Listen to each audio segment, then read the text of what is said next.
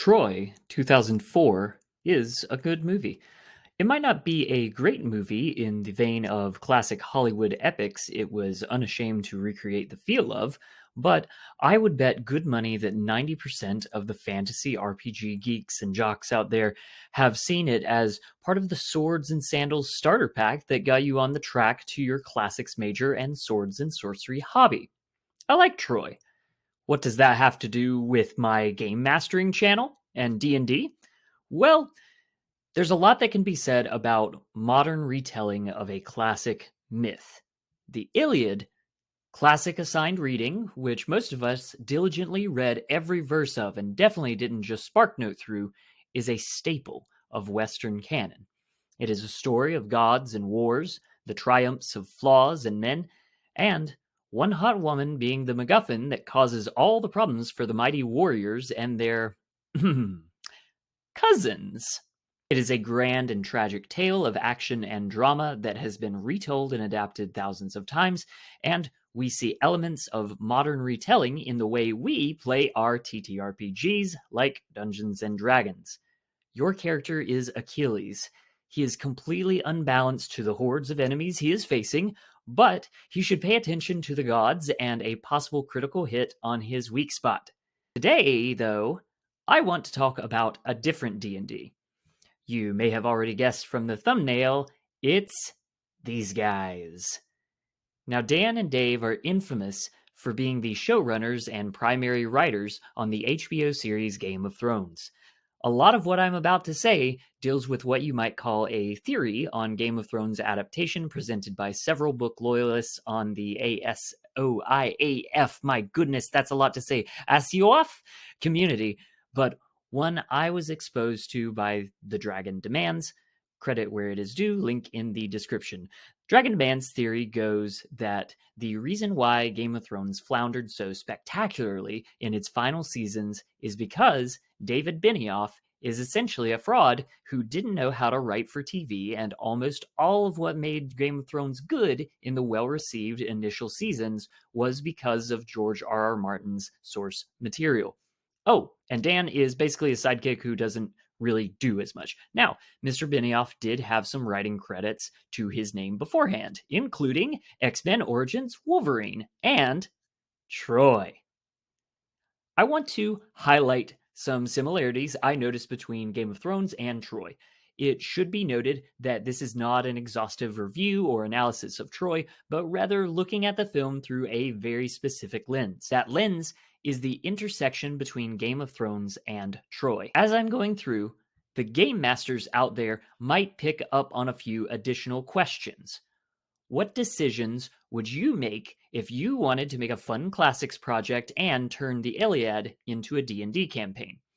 If this was a TTRPG campaign and not a Hollywood blockbuster, what are the base assumptions that Dungeon Master David Benioff made about the setting of Troy he presented his game in?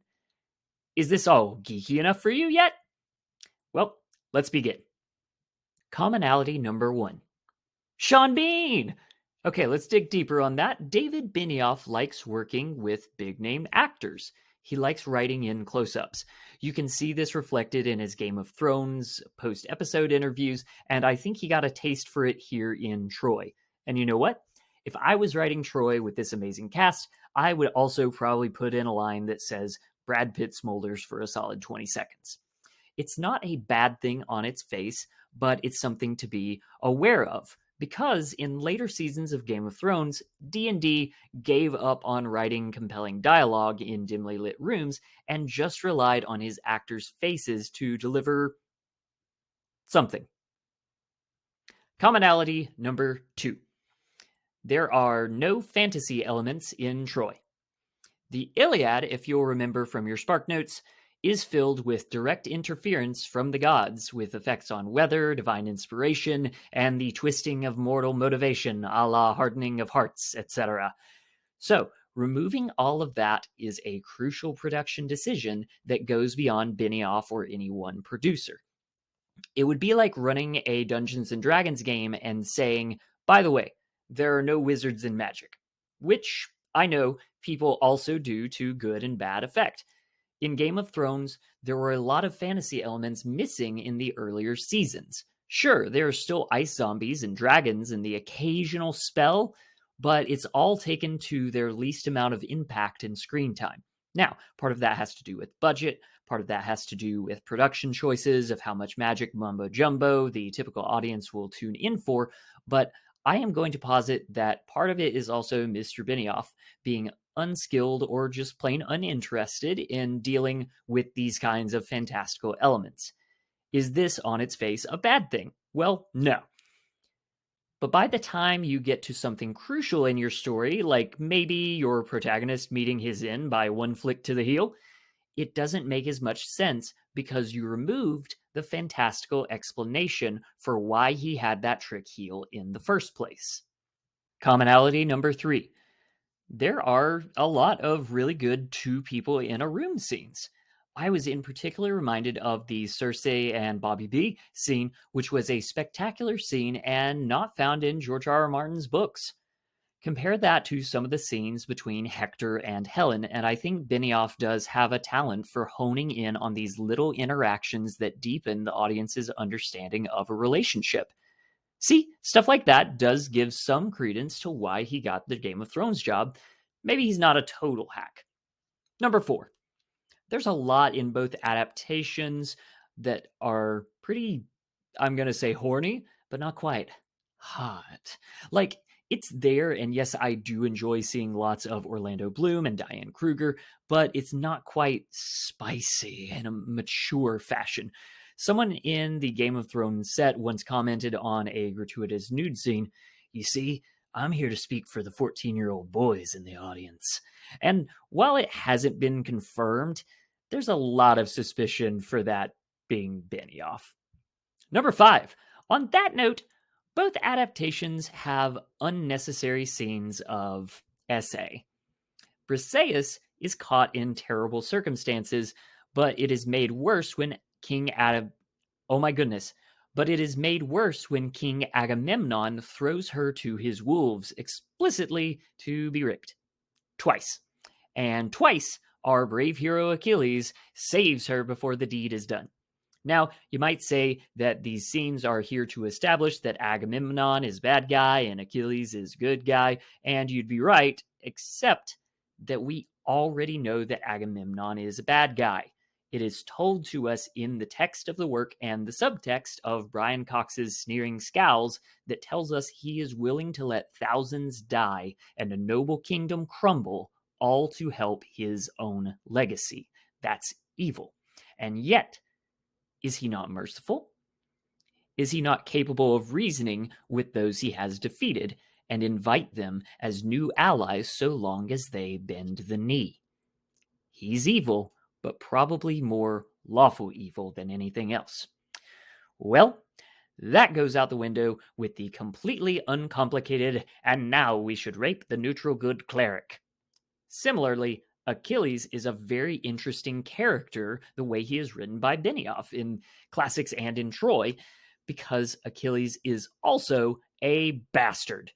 Like, probably a chaotic neutral bastard with his selfish disregard for authority and mercenary look at death, but when he is saving Penelope Pitstop from Dick Dastardly, he suddenly shifts to an unambiguous chaotic good.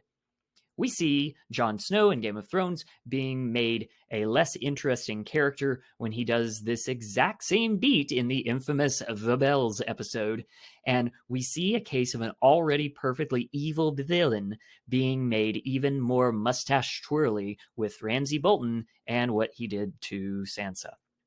It is unnecessary, it is exploitative, and it actually makes Benioff's characters worse. Number 6, some of the combat tactics are kind of silly. There are plenty of entertaining breakdowns from real historians or contrarian nerds out there, so I'll just leave it at these two images side by side, and I think you get the point. I think Benioff hears an anecdote of something cool from a historical textbook and then applies it in a way that is a neat spectacle, but falls apart when you give it even a little thought. Commonality number 7. we have just total switches of character out of nowhere. You see, Paris is also a bit of a bastard. He and Helen started this mess, but in Troy, at least, he is shown as the driving force rather than Helen being the temptress. And I do like that interpretation, especially since Helen is still complicit and does go along with Paris's plan at her own agency. Still, Paris is shown throughout the first half of Troy to know how much trouble he's about to get into, and then he makes the stupid choice anyway. It's actually a very consistent character flaw.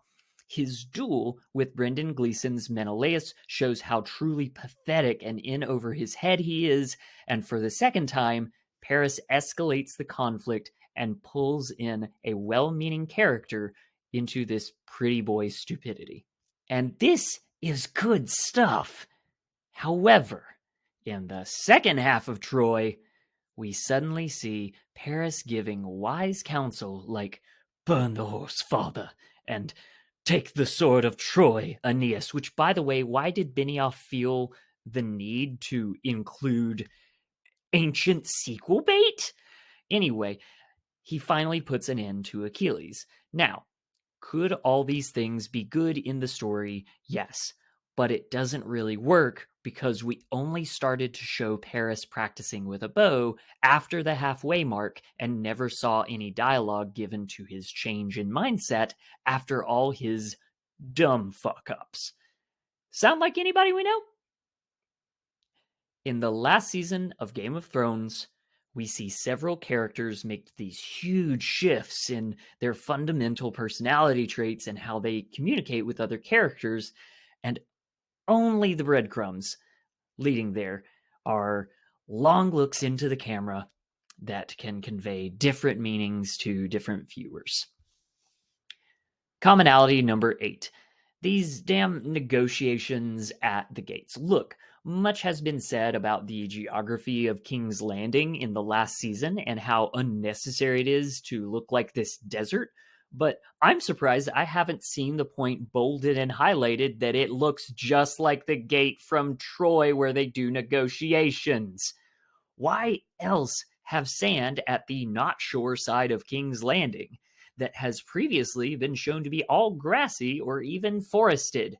Because Benioff thought sand would look cool and these scenes would look similar. This is the most surface level case I have for Benioff trying to retrace his own footsteps by making a true epic, but it is probably also the most damning. Do good things on the surface, pay no heed to the reasons, the subtext, the moralities, and the point of your storytelling. So, where does this leave us? Well, nowhere in particular. I still think Troy is a good movie and a comfort watch, and Game of Thrones is still a magnificent dragon flame that devolves into an unwatchable trash fire. Perhaps if Benioff or someone close to him or a well-minded producer at HBO could have recognized these weaknesses or even just choices in Benioff's adaptation of a smaller work, they could have helped him prevent repeating the same mistakes on a larger scale while emphasizing the parts that he did right. When it comes to TTRPG and Dungeons and Dragons storytelling, we're all just retelling old stories with a choose-your-own-adventure spin. What would you do in Helen's position? Will you choose to play Achilles as a villain to overcome or a loose cannon NPC to win over? Will you embrace the mystical elements of gods and divine magic, or will you rely on a more grounded historical perspective? I hope you can consider these elements when you are storyboarding your next Troy one-shot, so when your players ask you for a bigger campaign, you can make a better Game of Thrones. Thanks for watching. For my next video, I want to do a deep dive on the Swords and Sandals Greek setting for more than just D&D, Theros. If you're not interested in a Wizards of the Coast product, that's more than understandable, and I recommend you consider having an epic movie night with your RPG crew and nitpick all of the inaccurate weapons and funny character choices. It'll be a good time. Give Troy another watch with this new information. Have a Nat 20 day. Bye-bye.